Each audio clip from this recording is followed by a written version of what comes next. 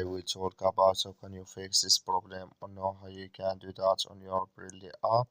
So all you have to do, so you just click here on settings here. When you just click on settings, it's going to show for you list like this here. Then you go down, just keep going down here, click here on apps, come to apps this here, and here you're looking for Brilli app, just click on it here, or just click here on search, then here add Brilli app, sorry, add here Brilli app, it's going to show for you like this, click on it. So then it's going to take you to this list, click on for stop, click on OK. Then you go down, just click on storage, come to storage is here, just click on clear cache. Then all you have to do now, you just go to your Play Store, click on it here, and here you search for Brilli app, it's going to show for you like this. You will find here update, click on it, and it's going to work with you. That's all you have to do. Thank you for watching.